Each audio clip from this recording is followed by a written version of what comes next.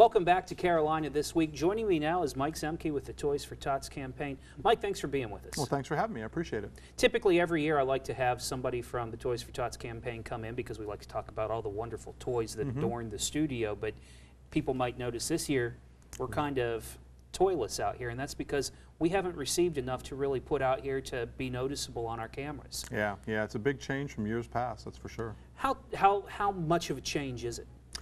Pretty drastic from our point of view.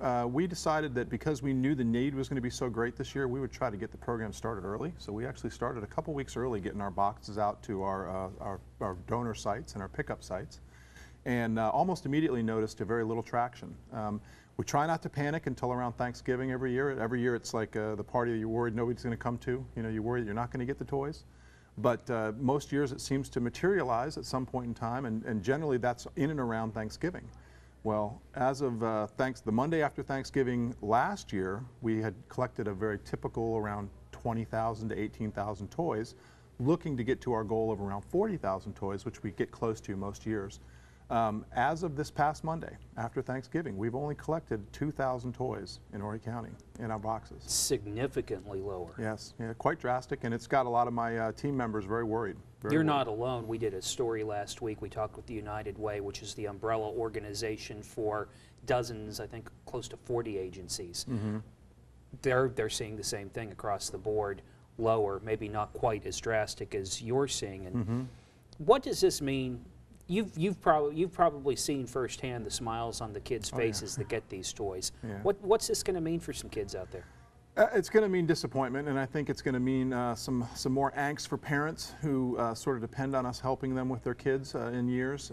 We have registrants. We've had people who register for Toys for Tots Toys and Toys for Tots Aid.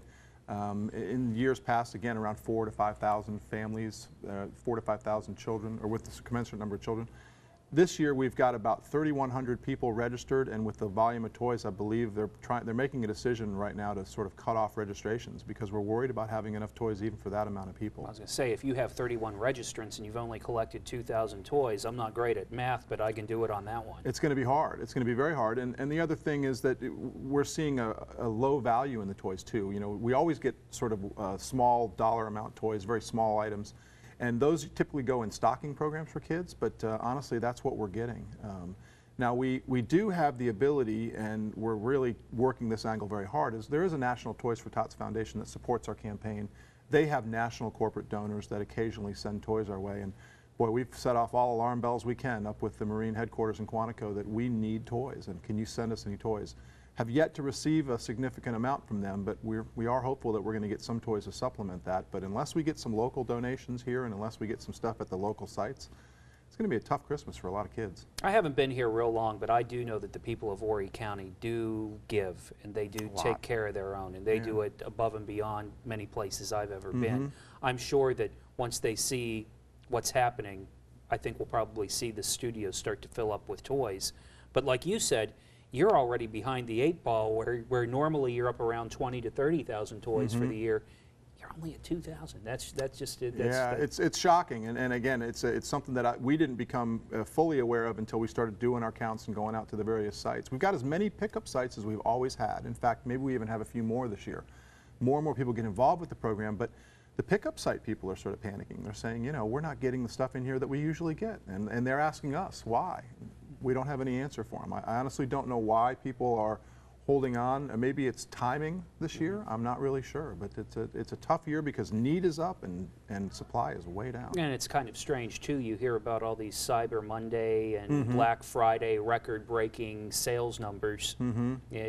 You'd think that it would translate over here, but then again, maybe a lot of those people that are going out and shopping on those days are shopping for things that normally they'd buy other times a year, and they're just waiting until now because people are having tough times. Well, we hope that when people see a site or see a spot that they'll sort of reach in deep and think about that kid on a Christmas morning who isn't going to have anything, you know, and isn't going to wake up to a toy. And it doesn't have to be a spectacular toy. I mean, you know, kids don't have to have iPods and fantastic video games.